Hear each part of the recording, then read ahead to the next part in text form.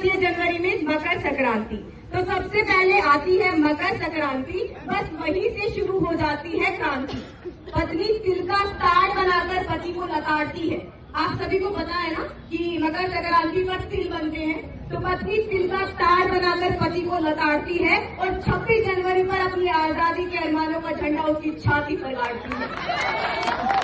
अब जनवरी बीत गई, अब आती है फरवरी। फरवरी में क्या आता है? महाशिवरात्रि महापर्व।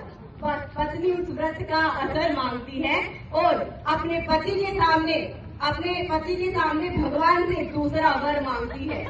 हे प्रभु, किससे मिला दिया, मैं तो कुंवारी अच्छी थी। जबकि वो पति पीछे पीछे घूमता रहता है। अब आती है मार्च। मार्च में क्या आती है? मार्च में होली, रंगों की ठिठोली। मार्च में होली, रंगों की ठिठोली। तब तो भगवान ही रखवाला होता है, पत्नी होती है लाल पीली और पति का मुंह काला होता है।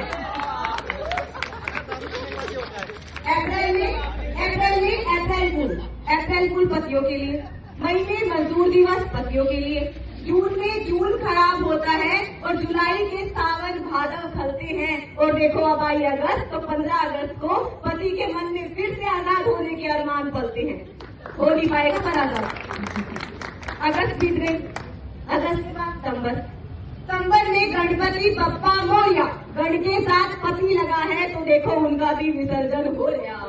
सितंबर हो गया। अब क्या आता? अक्टूबर में डांडिया। नजारा सीधा सट है, दोनों नाच रहे, दोनों के हाथ में लठ है। लठ की दहशत कुछ करने नहीं देती है और देखो पत्नी जीने नहीं देती है और करवा चौथ मरने नहीं देती है। अब दिवाली है ना, दिवाली बच गई। दिवाली पे पत्नी बच्चे मिलकर सब बाजार लूटते हैं और सारे पटाखे पति की खोपड़ी पर ही फूटते हैं। भाई अब बहुत हो गया पति की बेइज्जती। तो अब क्या होता है, पति समझ जाता है, थोड़ा धार्मिक हो जाता है और इसीलिए वो चर्च जाता है और अपना मत्था टेकता है। वहां भी ईसा मसीह को सूली पर टंगा हुआ देखता है। अब यीशु ईश्वर, पति परमेश्वर, एक गति एक नियति समझ जाता है पति। वह अपने सारे गम भूल जाता है और फिर से हैप्पी न्यू ईयर के झूले में झूल जाता है।